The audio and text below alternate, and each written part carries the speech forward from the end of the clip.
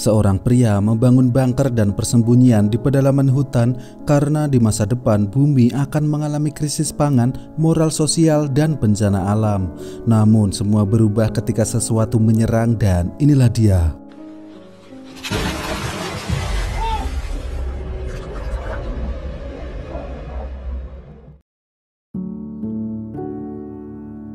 Pada tengah malam terlihat seorang pria tak tahu waktu bernama Antoine dengan terburu-buru membangunkan anak serta istrinya untuk segera pergi dari kota. Dikarenakan tengah terjadi krisis ekonomi serta sosial akibat bencana alam dan wabah penyakit serta kelaparan. Dengan menaiki mobil bergegaslah ketiganya meninggalkan kota sebelum semuanya menjadi terlambat. Ternyata semua ini hanyalah latihan belaka atau simulasi agar mereka bisa mempersiapkan diri jika sewaktu-waktu hari yang suram tersebut benar-benar terjadi. Setelah kembali ke rumah, mereka melihat video seorang YouTuber bernama Alain yang selalu mengupload tentang tutorial bertahan hidup di setiap kontennya.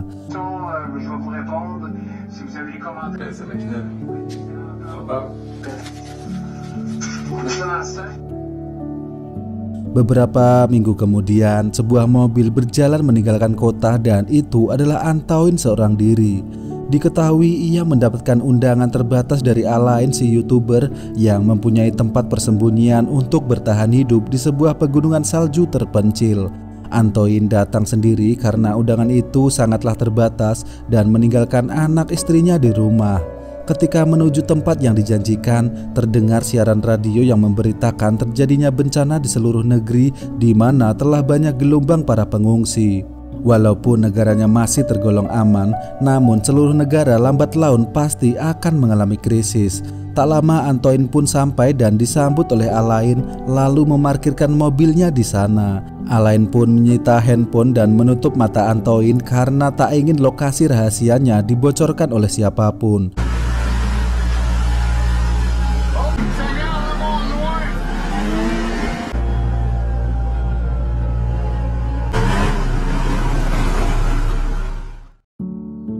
Setelah sampai, ternyata beberapa orang lainnya telah tiba duluan. Mereka adalah Anna, David, Francis, Sebastian, dan juga Rahel. Semuanya adalah orang-orang paranoid yang mempunyai keyakinan apokaliptik akan datangnya krisis besar dalam waktu dekat. Beruntung mereka mendapatkan undangan dari Alain untuk berlatih bertahan hidup di sini, di mana tempat ini telah ia bangun sejak 10 tahun yang lalu. Di sana Alain mempunyai panel surya, kandang ayam, kebun rumah kaca, serta bahan bakar yang dapat mereka gunakan untuk bertahan hidup. Tak hanya itu, Alain juga mempunyai sebuah gudang lagi, namun mereka belum diizinkan ke sana karena gudang tersebut telah ia pasang jebakan untuk melindungi barang-barangnya dari para penjahat yang mencoba menjarah barang-barang miliknya.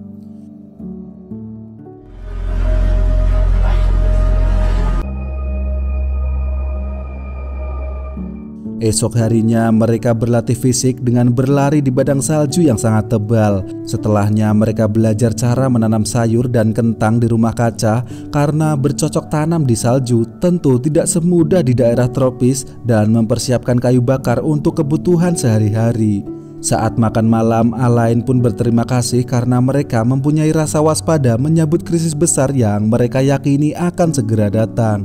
Namun merekalah yang justru berterima kasih karena telah diberi bekal dan pengetahuan bertahan hidup secara gratis. Alain juga mengatakan kalau untuk bisa survive, mereka harus saling menjaga dan melindungi tempat ini dari serangan orang luar. Setelah semuanya kenyang ditemani api unggun, mereka berlatih gulat bersama. Dan ternyata Rahel ini sangatlah jago karena dulunya pernah bertugas menjadi seorang tentara hingga membuat David kalah dan terbanting dengan mudah.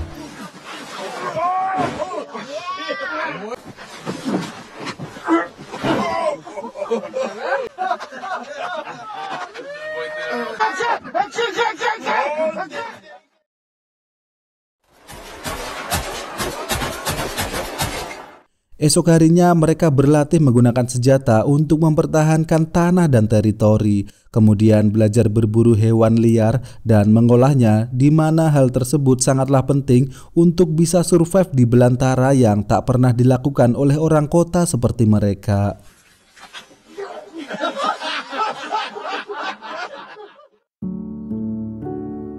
Suatu hari mereka diajari cara membuat peledak untuk mengusir para penjara.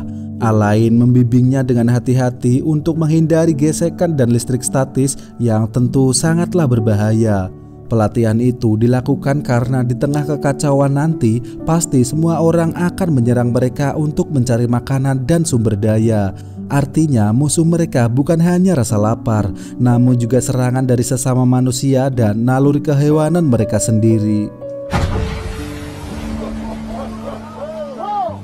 Setelah asik berlatih, mereka pun berberes dan mengembalikan alat-alat itu ke dalam gudang. Namun tak ada angin, tak ada kabar. Terjadilah kecelakaan teknis di mana bubuk mesiu itu tiba-tiba meledak dengan sendirinya.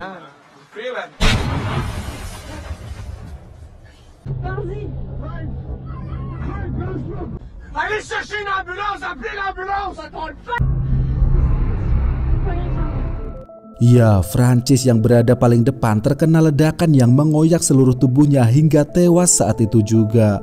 Suasana pun kini menjadi keos dan mereka semua terpecah, di mana David dan Alain berencana mengubur jasad Francis, sedangkan Rahel, Antoine, Anna dan Bastian bersikeras untuk memanggil ambulan karena bagaimanapun Francis mempunyai keluarga dan anak istri yang harus diberitahu yang sebenarnya. Mereka juga bilang untuk tak perlu takut dengan polisi karena ini bukanlah salah siapapun dan hanya sebuah kecelakaan semata. Namun Alain bilang untuk jangan naif karena jika polisi tahu dan menemukan alat-alat seperti peledak dan senjata, tentu saja mereka akan dianggap sebagai teroris dan bisa dipastikan mereka semua akan masuk penjara. Akhirnya Alain membubarkan mereka dan akan mengambil keputusan di esok hari. Di dalam tenda, Anna, Bastian, Rahel dan Antoine berencana untuk melapor polisi, namun handphone mereka telah disita oleh Alain. Sedangkan David nampak hanya diam, kalem, tenang sambil rebahan di atas kasurnya. Tak lama Anna melihat kobaran api dan bau sate dari luar yang ternyata adalah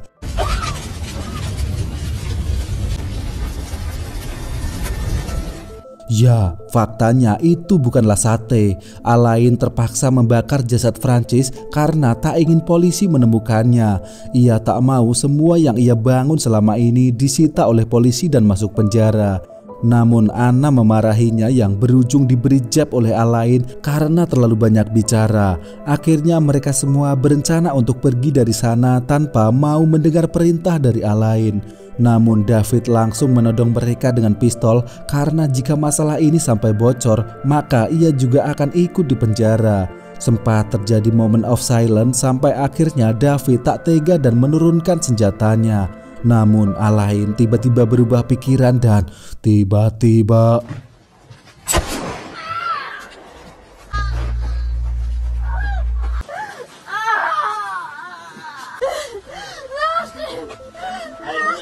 kini ketiganya pun kabur, sementara Anna yang ditembak di kakinya dioperasi oleh Alain dan diikat di kaki meja. Alain pun bilang bahwa ia tak pernah ingin membunuh siapapun. Ia hanya ingin menjaga tanah miliknya yang telah dibangun bertahun-tahun. Sementara Rahel, Bastian dan Antoine kini telah berlarian mencari jalan keluar dalam gelapnya hutan belantara ditemani cahaya rembulan di sela ranting cemara. Namun tak lama kemudian naasnya Bastian terkena jebakan yang dibuat oleh Alain dan seketika Alain mendapatkan sinyal GPS jebakan miliknya yang langsung menyala. Sementara Rahel dan Antoine bergegas pergi dari sana sebelum Alain menemukan posisi mereka.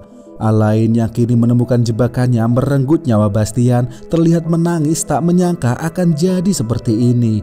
Namun David melihat jejak mereka yang kemungkinan menuju gudang milik Alain.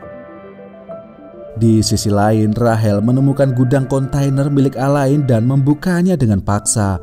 Di sana mereka menemukan senjata, amunisi dan GPS untuk memandu mereka keluar dari hutan tersebut. Tak lama terdengar suara snowmobile mendekat dan bergegaslah keduanya bersembunyi di balik semak-semak.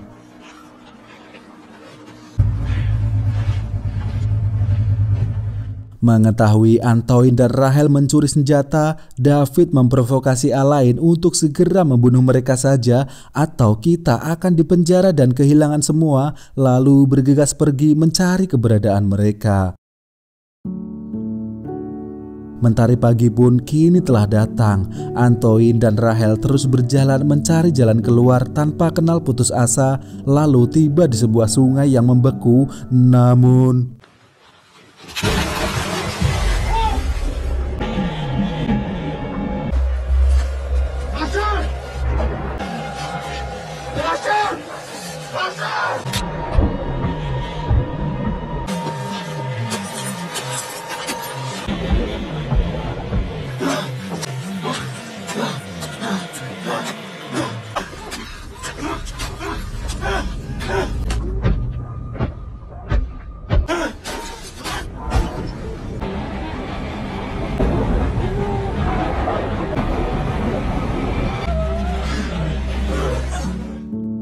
beruntung Rahel masih bisa selamat, tidak jadi digondol oleh arus sungai.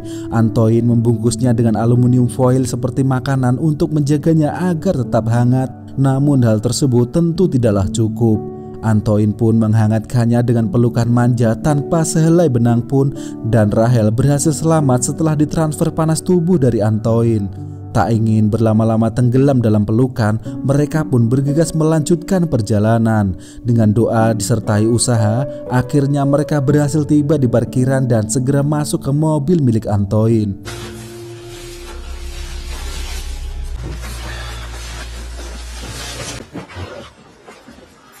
Di mobil itu terlihat foto Antoine beserta anak istrinya yang telah menantinya pulang. Namun malang tak dapat dielak, di mana ban mobilnya telah dikempesin oleh seseorang dan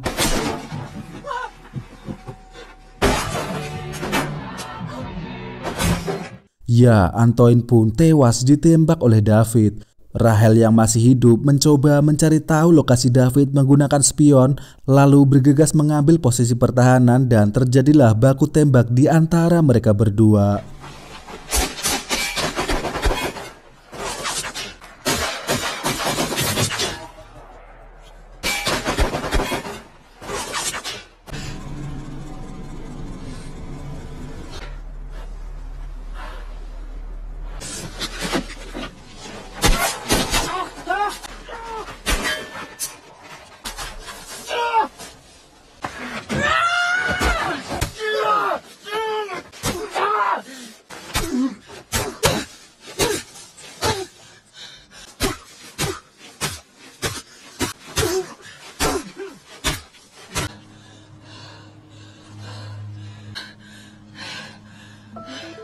Mengetahui Antoine telah tewas, Rahel berencana untuk balas dendam dan menyelamatkan Anna yang ditembak di kakinya.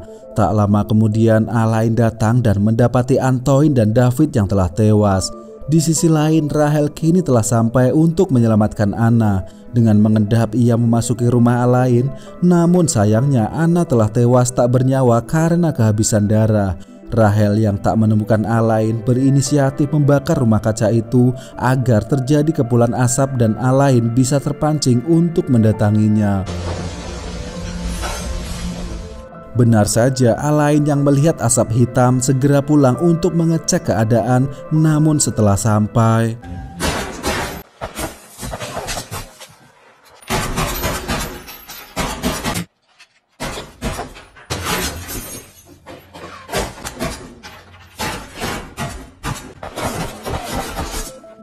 Alain menyalakan bom asap untuk mengelabui Rahel agar bisa mendekat dan masuk ke rumahnya.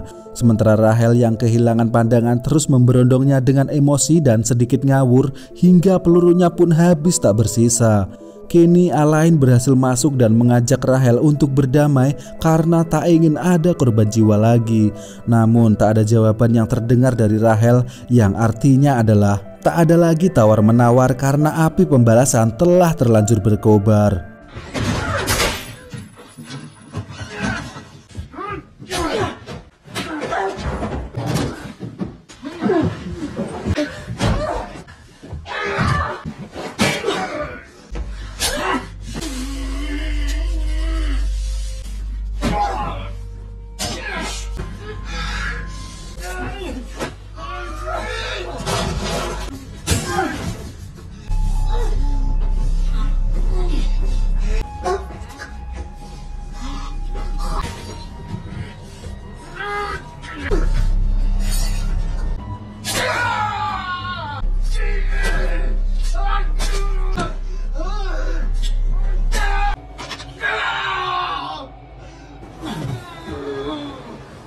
Kini Alain yang sudah tak berdaya diseret oleh Rahel yang akan membawanya ke polisi dan kisah pun berakhir.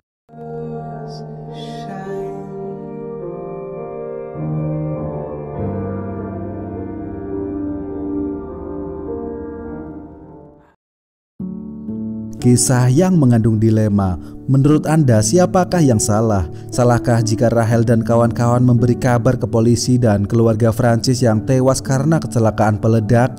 Lalu bagaimanakah dengan Alain yang bersikukuh mempertahankan tanah dan semua yang ia bangun bertahun-tahun? Pesan moralnya adalah jangan jadi orang yang parnoan. Tetaplah tenang, kalem, enjoy, dan berwibawa. Sekian cerita kali ini, Sobat Film pamit dan gracias.